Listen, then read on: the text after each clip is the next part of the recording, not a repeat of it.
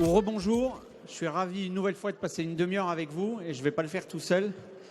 On va parler de la fin des silos, le temps de l'hybridation. Et pour m'accompagner, Déborah Papiernik, qui est directrice New Business d'Ubisoft, et Alex Kézergue, cofondateur de Sirocco.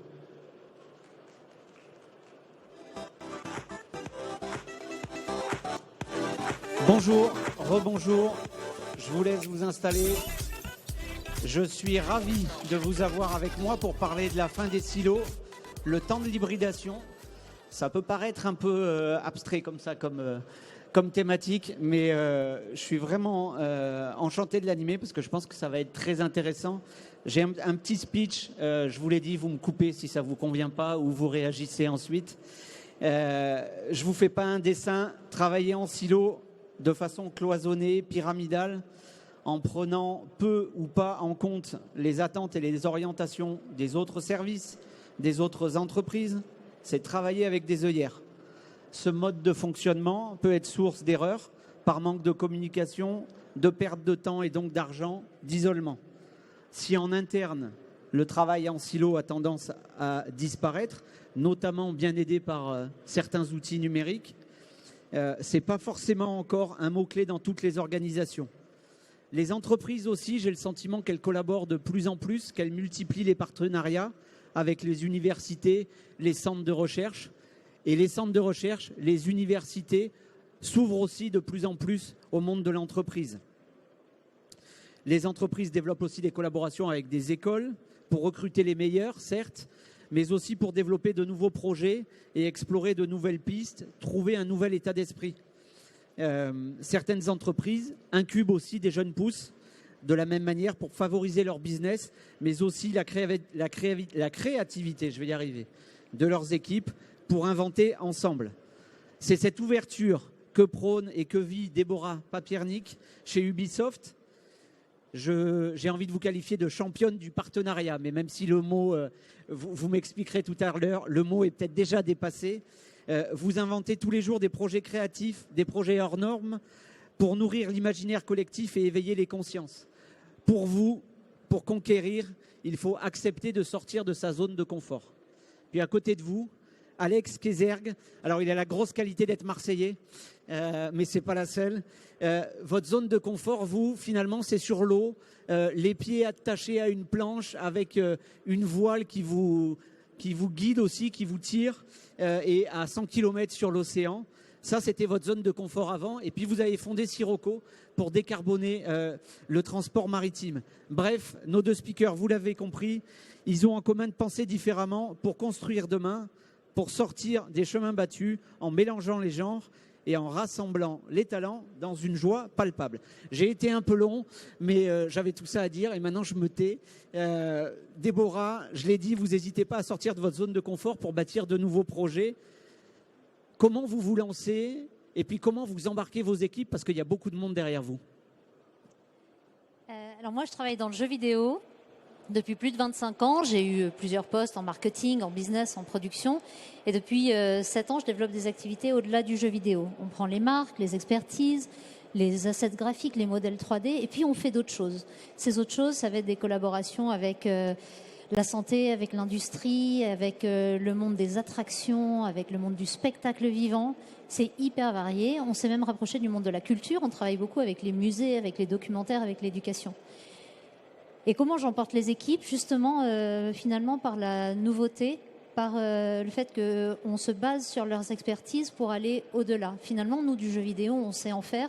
Mais ce qui est marrant, c'est quand on va dans des secteurs qui n'ont pas toujours un super a priori sur le jeu vidéo.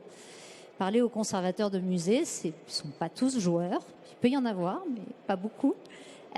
Et comment, finalement, nous, on va rentrer dans le monde de ces autres secteurs et comment on va les amener dans nos mondes à nous pour créer ensemble des choses qui sont nouvelles. Alors, on parle d'hybridation, on parle de mariage improbable. Et je crois que la clé, c'est quand ces mariages improbables ne sont finalement, quand on voit le résultat, sont plus du tout improbables. Ils apparaissent comme une évidence. Juste sur Notre-Dame de Paris, ça a brûlé dans la semaine. Vous avez mobilisé les équipes? Ouais, quand il y a eu l'incendie de Notre-Dame, les gens dans le monde entier ont partagé les vidéos, les photos, souvenirs de Notre-Dame. Mais les joueurs parmi eux, dans le monde entier, ont ressorti leur jeu Assassin's Creed Unity, qui est sur la Révolution française, et dans lequel on avait représenté Notre-Dame. C'est vraiment du travail de graphiste qui était magnifique. Et les journalistes du monde entier ont dit « Ah super, Ubisoft a les modèles 3D ». Alors en fait, non, pas exactement. Nous, on a un modèle qui était approximatif, mais qui était très beau. Moi, j'ai demandé à mon équipe de reprendre ce modèle 3D, de le sortir du jeu et de développer à la place, à partir de ce modèle, une expérience en réalité virtuelle où on peut se balader dans la cathédrale. Il n'y a pas d'interaction, il y a juste une très belle musique qui est celle qui est enregistrée sur l'orgue de Notre-Dame. Et là, on est téléporté sur 10 points de vue différents, y compris des points de vue sur les balcons qui n'étaient pas du tout accessibles. On termine par un survol de Paris en montgolfière. Et ça, c'est vraiment, on repart de ce qu'on a pour proposer quelque chose de différent au monde et faire visiter Notre-Dame, même à des gens qui peuvent être en fauteuil roulant, alors que ce n'était pas possible dans la réalité. C'est un beau projet. Alex, vous êtes passé des médailles à la recherche au bureau de chef d'entreprise. Peut-être en quelques minutes revenir sur ce parcours, mais comment on fait ce changement de sportif à chef d'entreprise? Oui, effectivement, il s'en est passé pas mal entre la carrière de sportif et Sirocco. Moi, j'ai parcouru le monde pour aller gagner des médailles, établir des records, gagner des titres de champion du monde. Mais au final, qu'est-ce qui reste à la fin de ta carrière? Pas grand-chose, si ce n'est la gloire ou d'avoir inscrit ton nom dans l'histoire d'un sport. Donc c'est déjà pas mal quand même. Ce qui est pas mal, mais au fond de moi, je me disais, mais alors, est-ce qu'il n'y a pas moyen de rendre un peu à la planète, aux océans, ce qu'elle m'a donné pendant toute ma carrière? Et on a vite réalisé en fait que on était obligé de développer énormément d'innovation, énormément de créativité, d'inventivité pour créer des engins qui permettent d'aller vite sur l'eau. J'ai toujours travaillé avec des ingénieurs, avec des équipes de R&D qui me designaient la planche parfaite avec les ailes hyper performantes. Mais l'idée de se dire, en fait, on va aller au-delà de la performance et il faut que ça serve à quelque chose. Il faut que ça serve aux océans. Du coup, on a lancé Sirocco en 2019 avec l'envie de créer le voilier le plus rapide du monde, d'atteindre 150 km/h sur l'eau, ce qui était juste inconcevable pour le monde de la voile. Et de se dire, en fait, ça va pas servir qu'à faire un nouveau record. On sait qu'on va être obligé de créer, d'inventer, d'innover, de développer des briques technologiques. Et il y a peut-être une de ces briques-là qui servira à décarboner notamment le transport maritime. Parce qu'aujourd'hui, le transport maritime, si on revient sur les chiffres, c'est 90% des marchandises qu'on trouve dans le commerce qui sont à un moment donné transportées par la mer. Donc le transport maritime, ça a quand même un fort impact sur notre planète. Et c'est une industrie qui a besoin de se décarboner. Donc arriver à avoir des briques techno qui décarbonent cette industrie-là, pour nous, c'était quelque chose d'hyper satisfaisant et en tout cas un objectif à atteindre qui était très fort. Donc je pense que c'est juste avec l'envie d'avoir un impact positif sur la planète qu'on arrive à transitionner d'un statut de sportif à un statut de chef d'entreprise, meneur d'équipe, voilà. Non, en fait, juste pour rebondir sur ce que tu viens de dire sur l'impact, parfois on travaille dans une industrie et puis au bout d'un moment on dit so what, c'est quoi ma contribution, ce que tu viens de dire, finalement ok, à un moment je produis des choses, à un moment on fait un super chiffre d'affaires, on est rentable, on a fait une innovation, ok, mais est-ce que vraiment on lègue quelque chose et est-ce qu'on aide le monde? Et en fait, pour revenir sur la motivation des équipes, c'est vrai que quand on arrive à faire des choses qui dépassent notre quotidien, ils disent « Ok, je fais du jeu vidéo, mais là, je vais engager des gens dans une visite d'un musée. Là, je vais permettre à des enfants qui sont au château de Versailles, à leurs parents, en même temps, grâce au lapin crétin, d'apprendre des choses sur le travail des jardiniers, sur les fontaines. Je travaille dans la santé, puis je travaille avec une start-up qui fait une brosse à dents connectée. Et là, grâce à Ubisoft, on va engager les enfants dans le brossage, à tel point qu'on est obligé de mettre une limite à 3 brossages par jour, sinon ils se lavent trop les dents. En fait, en termes de motivation des équipes, ça donne du sens aussi à ce qu'on fait. Donc ça répond... Et alors, c'était une question après, j'ai mes fiches, mais du coup, ce sens que vous donnez aux équipes, j'ai 2 questions. quand elles reviennent dans leur quotidien finalement, parce que de temps en temps vous leur demandez de faire des jeux vidéo pour des jeux vidéo, est-ce que c'est pas trop dur à nouveau de les embarquer dans leur quotidien? Et puis comment vous constituez ces équipes-là? Il y a des gens qui sont motivés sans doute pour aller ailleurs, et puis il y en a d'autres qui disent non, moi je sais coder, j'ai envie de coder, et j'ai pas forcément envie d'aller faire autre chose. Comment on motive les équipes là-dessus? Comment on les pousse à se bouger? Alors après, le fonctionnement de mon équipe, il est assez particulier parce que j'ai une toute petite équipe de développement qui est dédiée, qui est vraiment dans mon département, qui travaille avec moi depuis plusieurs années. Eux pourraient avoir envie de retourner sur la production des gros jeux dont ils viennent. Mais finalement, en fait, ils s'y retrouvent parce qu'on arrive à renouveler tout le temps l'intérêt, parce qu'on travaille avec des secteurs différents et parce que sur chaque nouveau projet qu'on amène, on arrive à leur demander aussi d'aller repousser les limites de la tech, de la créativité. Donc il n'y a pas deux projets qui se ressemblent. J'ai un département qui est rentable, qui est un peu la clé quand on a des choses qui sont un peu à part dans une entreprise. Si ce n'est pas une activité rentable, c'est la première qui dégage quand les chiffres ne sont pas bons. Bon, moi j'ai cette chance-là d'avoir une activité rentable. Mais par contre, ça pourrait l'être encore plus si on faisait toujours la même chose. Finalement, on acquiert une routine et puis finalement, ça devient de plus en plus rentable. Sauf que parfois, en faisant ça, on perd un peu l'intérêt des gens. Donc moi, je renouvelle l'intérêt en renouvelant à la fois les technos, les secteurs, la créa, les thèmes. Alex, l'équipe que vous avez constituée autour de vous, est-ce que c'est une équipe hybride? Et puis finalement, est-ce que le fait d'avoir ce passé de sportif, vous êtes allé chercher des gens qui peut-être ne pensaient pas pouvoir être là où vous les avez amenés, qui vous ont dit en gros pourquoi tu viens me chercher, j'y connais rien. Mais est-ce que vous aviez cette pensée un peu différente peut-être, qui aujourd'hui vous dites j'y gagne beaucoup?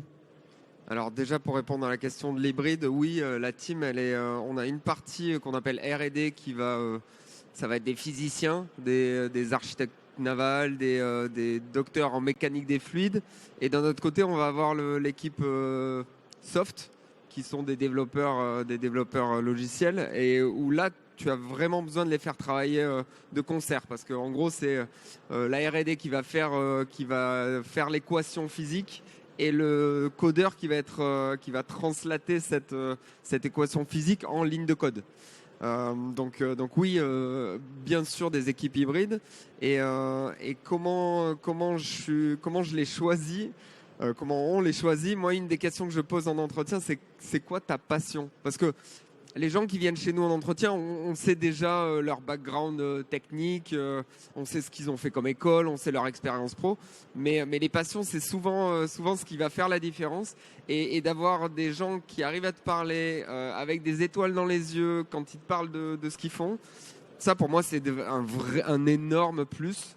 Et c'est ce que tu vas souvent réussir à embarquer dans des projets dont ils espéraient pas le début du commencement, et puis que tu peux emmener jusqu'au bout avec toi. Dans une grande entreprise, cette hybridation-là, finalement on parle de créativité, Alexandre parlait d'émotion, c'est formalisable quand on monte un service d'aller voir son patron et de lui dire voilà, je vais te rapporter tant et on va faire comme ça, ou pas? La meilleure formalisation, c'est les résultats. En fait, c'est quand on lui montre qu'on a fait des choses que personne d'autre n'avait même imaginé de faire. Et en ce sens, c'est vrai que moi, je me définis plus comme peut-être une exploratrice qu'une experte. Moi, je suis experte de rien du tout. Mes équipes sont expertes. J'ai très bons codeurs, très bons graphistes, j'ai des gens qui sont des super négociateurs aussi quand on monte nos collaborations. Et moi, je suis peut-être un peu le capitaine du bateau quelque part, mais d'un bateau qui va pas obligatoirement d'un point A à un point B. Le point B, on ne sait pas toujours exactement comment on va y arriver, mais je donne l'étincelle pour les embarquer. Et puis après, en fait, c'est de l'exploration, mais c'est des résultats. En fait, par exemple, je fais pas de R&D. Moi, je fais que de la R&D appliquée quelque part, où c'est de la R&D pour des projets, et donc on construit nos outils en même temps qu'on construit les projets. Après, chez Ubisoft, il y a aussi de la R&D. On a tout un département qui a des thésards, qui travaille avec la recherche, en particulier sur l'IA aujourd'hui. Donc, c'est deux façons différentes de travailler. Et aussi, même quand on est dans une très grande entreprise, Ubisoft, c'est 20 000 personnes, il y a parfois des gens, en fait, qui sont très, très bons et puis qu'on a du mal à faire monter dans l'entreprise alors qu'ils sont très bons. Parce que le système fait que souvent, pour que les gens montent, il faut qu'ils soient managers et puis manager de manager. Ça. Et en fait, il y a des gens qui ont juste pas envie de faire ça, c'est pas leur truc. Et ces gens-là se retrouvent souvent bloqués. Et avoir dans l'entreprise des structures plus petites où eux pourront briller sur leurs compétences et ils peuvent embarquer, ils sont tout à fait capables de gérer 5, 8 personnes, ils sont peut-être pas capables d'en gérer 200. Ce qui fait que moi, dans mon équipe, j'ai des gens qui ont 20, 25 ans d'expérience, qui sont hyper bons et qui brillent, qui rayonnent et qui continuent à apprendre et à s'amuser tous les jours dans cette petite équipe. Si je résume en disant que vous les bousculez un peu, les silos, c'est quand même rassurant de savoir ce que j'ai à faire. Vous les bousculez tous les jours, c'est ça alors, vous n'êtes pas encore à 20 000 collaborateurs chez Sirocco, mais... Ouais, on est 100 fois moins. Non, on est 25. Donc, ouais, c'est des petites équipes qui sont par essence multidisciplinaires. Bon, les talents sont multidisciplinaires et on les fait souvent travailler sur des projets, des projets hybrides. Donc non, oui, je repense à ce que tu dis, à des personnes qui n'ont pas envie de manager, qui ont envie de continuer à être créatifs et laisser libre cours à leur créativité. Ça, on en a et ça fait ceux-là, il faut les choyer parce qu'ils n'ont pas envie d'aller manager des gens et ils fonctionnent. Ouais, c'est des vrais talents dans l'entreprise. Ouais. Et je crois qu'en fait, ce qui marche aussi, c'est quand on arrive à monter des équipes où règne la bienveillance, mais pas la bienveillance mièvre. En fait, je parle de bienveillance, c'est une bienveillance qui n'exclut pas l'exigence. On peut tout à fait être bienveillant avec les gens, tout en leur demandant d'aller au maximum de la qualité, de la créativité, de produire des contenus qui sont beaux, qui fonctionnent, qui n'ont pas de bugs. Vous êtes rentable. Hein. Je vous ai coupé. Oui, et en plus, on le fait de façon rentable. Donc en fait, ils savent aussi, en fait, c'est aussi de la transparence et de la confiance qui s'installe dans les équipes. Ce qui fait que moi, je suis pas tech, mais quand j'ai le lead tech qui vient m'expliquer un problème, déjà, il est obligé de vulgariser le langage, parce qu'en fait, moi, je comprends rien sinon. Pas donc, toujours. En fait, ouais, il est obligé, mais il n'y arrive pas toujours. Voilà. Bon, donc quand on a un peu de chance, il vulgarise quand il vient m'expliquer son truc, ce qui fait qu'il résout déjà une bonne partie de son problème en ayant fait cet effort-là. Et puis après, le fait de me l'exposer, on discute et parfois, moi qui n'ai pas cette connaissance telle, je peux lui proposer une solution à laquelle lui n'a pas du tout pensé parce qu'il a le nez dans le guidon. Et je me suis rendu compte qu'on pouvait manager des équipes tech quand on ne l'est pas soi-même. Alors qu'au début, moi, quand on m'a proposé de gérer des équipes techno, faire de développement de jeu, j'ai dit attendez, je suis pas joueuse. Aujourd'hui, donnez-moi un pad, je sais pas où est le X, le A, je me perds, je sais pas naviguer en 3D, mais j'adore l'industrie du jeu vidéo. Et j'adore être au contact à la fois des techniciens et des créatifs parce que c'est des univers qui avancent tout le temps, qui ne s'arrêtent jamais. On parle déjà depuis 20 minutes sur cette hybridation en interne, là, cette créativité qui peut naître de ça. Vis-à-vis de l'externe, pardon, je le disais en introduction, il y a de plus en plus de boîtes qui s'ouvrent, les universités, les centres de recherche s'ouvrent aussi. Là aussi, l'hybridation, aller voir des boîtes avec lesquelles on n'a peut-être pas de rapport a priori, c'est toujours positif, c'est toujours intéressant. Alors ça va plutôt être à toi de répondre, mais en tout cas, les partenariats avec les universités aujourd'hui, c'est indispensable. On arrive à obtenir des talents qu'on n'a pas, qui manquent dans l'équipe sur certains projets. Il faut que tout le monde soit gagnant dans l'histoire et ça ne va faire que progresser. Et faire arriver des étudiants dans l'équipe, ça bouscule, ça enrichit l'équipe. Ça enrichit l'équipe, ça permet de jauger tes futurs talents que tu vas peut-être embaucher. Nous, on en a régulièrement des stagiaires qui deviennent employés on est encore une petite structure, donc c'est aussi plus facile, mais ça te permet vraiment de les confronter au réel. Nous, les stagiaires, ils font pas le café, ils sont là pour vraiment faire partie de l'équipe technique. Ils peuvent partager leur avis dans des réunions techniques, même si au début, souvent, ils sont un peu sur la retenue. Mais ça permet de les intégrer complètement dans l'équipe et en même temps de les jauger et de leur mettre le pied à l'étrier. Ils ne sont plus à l'université, ils ne sont plus dans l'école. Ils sont confrontés à la vie réelle, quoi. Alors Ubisoft, c'est un peu plus gros, mais oui, les ouvertures sur l'extérieur, vous cherchez forcément à aller voir les boîtes les plus éloignées d'Ubisoft. Alors en fait, moi, je cherche rien du tout. Moi, je laisse venir. En fait, En gros, je crois que j'aborde tout avec. Vous faites rien et c'est rentable, c'est génial votre job. Ouais, c'est trop bien. Non, en fait, je pense que c'est une curiosité, mais en fait, vous qui êtes là aujourd'hui ici, si vous n'étiez pas curieux, vous ne seriez pas là. Quand je dis curiosité, c'est aussi la curiosité qui va au-delà de son domaine. C'est quand on lit les news sur l'app du Monde ou du Figaro ou de Slate ou n'importe quoi. Ou du Dauphiné libéré. Ouais. Ou du Dauphiné libéré, c'est aller cliquer sur l'article qui a priori n'a aucun rapport ni avec mes centres d'intérêt perso ni avec mes centres d'intérêt pro. C'est quoi la dernière découverte scientifique? Tiens, il y a un mec qui fait du kitesurf et maintenant il fait une boîte pour optimiser l'utilisation de l'énergie. Donc en fait, c'est vraiment aller s'intéresser à ce qui est au-delà. Donc dans ce sens-là, c'est aussi au-delà de sa zone de confort. C'est aller à des expos. Ok, je peux être passionné d'art contemporain, mais je vais aller voir une expo sur les peintres hollandais du XVe siècle. En fait, c'est aller vraiment au-delà. Ce qui fait que c'est dans cette curiosité qu'on va faire aussi des rencontres qui étaient complètement inattendues. C'est participer à des groupes qui cassent les silos. Donc là, je vois qu'il y a un coq vert. Moi, j'ai le coq orange. Je fais partie des membres fondateurs de la French Touch. Donc, c'est les industries créatives et culturelles qui se mettent ensemble. En gros, c'est le cinéma, la mode, le jeu vidéo, la musique, etc.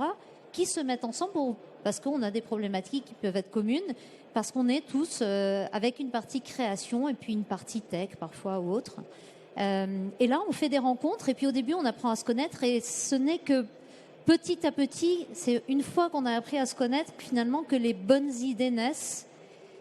Et le business, il naît des bonnes idées. Si on a un bon projet, en gros, le business, il suivra. On trouvera le bon business model. Je vous voyais, Alexandre, qui acquiesçait. Ouais, non, c'est effectivement quand tu sors de ta zone de confort, que tu repars d'une feuille blanche, que tu rencontres des gens, que vont naître peut-être des futures collaborations. Donc, je ne peux qu'adhérer à cette idée. Il y a deux boîtes de tailles différentes. Une petite entreprise, il faut qu'elle avance, il faut qu'elle fasse le plus vite possible rentrer des sous. Ubisoft, vous pouvez peut-être avoir un peu plus de temps dans votre service pour regarder les choses. Comment vous pourriez conseiller Alex de dire c'est jamais de l'argent perdu d'aller rencontrer des gens qui sont éloignés, d'aller discuter ici sur un salon? Ah non, mais je crois qu'il le fait déjà, en fait. Je crois que c'est pas une question de taille de boîte, c'est une question d'état d'esprit. Que de toute façon, quand on est dans des médias créatifs, alors que ce soit de la créativité artistique ou que ce soit de la créativité plutôt technologique, comme il le fait, c'est en se nourrissant en fait du monde qu'on va avancer. Et donc c'est un état d'esprit de cette espèce d'ouverture sur le monde, d'exploration. Et puis c'est faire confiance aussi aux équipes, en fait, parce qu'on a dans nos équipes des gens qui sont bien meilleurs que nous sur des sujets pointus. Donc c'est faire confiance aux équipes et faire confiance dans l'ensemble aux gens avec qui on travaille. C'est pour ça que quand tout à l'heure en introduction on disait le mot partenariat, c'est pas exactement, je suis jamais dans une relation, dans mes activités, je suis jamais dans une relation client-fournisseur, même s'il y a du business, même s'il y a des contrats, je suis dans une relation de co-création d'un business, co-création d'une activité. Voilà, on fait ensemble avec beaucoup de respect. C'est facile justement quand on va voir un client ou un fournisseur de lui parler hybridation, collaboration. Toutes les entreprises n'ont pas fait encore ce chemin-là. Il y a encore de l'évangélisation à faire pour dire je vous parle collaboration et pas facture et au final on sera tous les deux gagnants. Alors je dirais que c'est une question de personne. En fait, c'est un peu comme en politique. Si vous essayez de convaincre quelqu'un qui a des idées politiques radicalement différentes des vôtres, vous pouvez essayer très très longtemps et ça finit en bagarre et personne n'a fait un pas dans la direction de l'autre parce que c'est comme ça. C'est un peu pareil sur des collaborations. Soit on tombe sur des gens ouverts et qui se disent « Attends, moi j'ai un problème à régler. Au lieu d'aller voir mes pairs, je vais aller voir d'autres secteurs. Ils sont déjà dans cette démarche d'ouverture. Et à ce moment-là, il y a une brèche et maintenant on va les emmener dans notre monde. Enfin, on va d'abord aller comprendre le leur et ensuite on va les emmener dans notre monde. Et ça me permet de travailler aussi bien avec Renault sur la voiture autonome qu'avec Air France sur le Wi-Fi, qu'avec Versailles, qu'avec le Grand Palais, enfin, c'est hyper large en fait. Mais tout est une question de personnes qui ne sont pas là pour vous passer une commande, mais qui sont là pour aussi apprendre de vous. Et ça, Alexandre, tu le vis aussi, vous le vivez, pardon.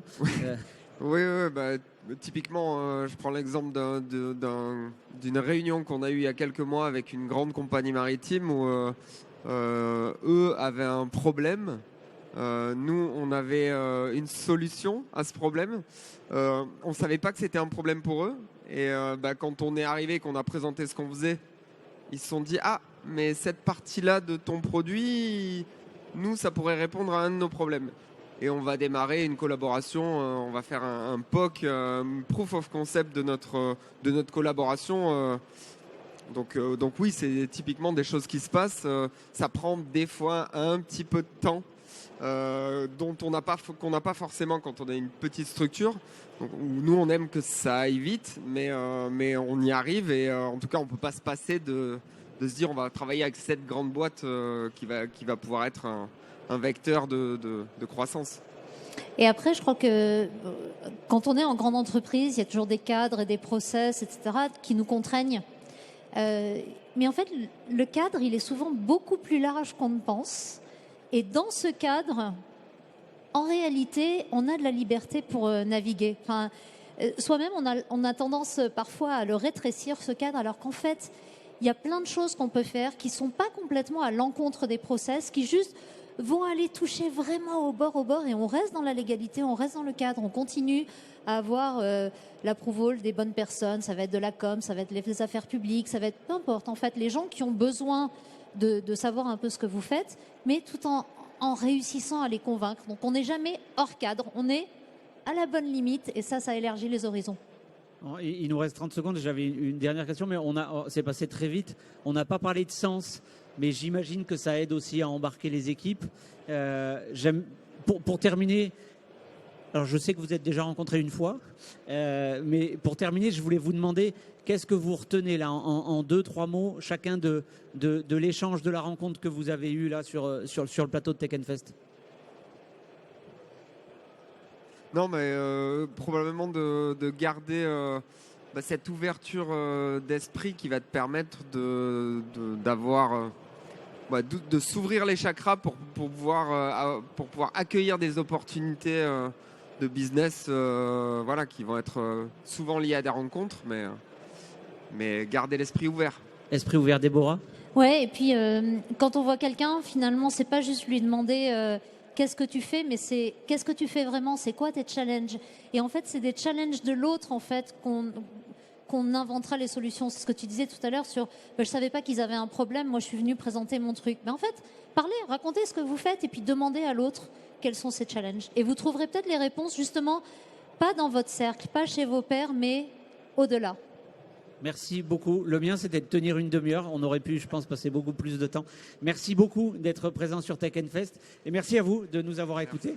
Et on va continuer la discussion et puis on laisse la place à l'intervention suivante. Merci.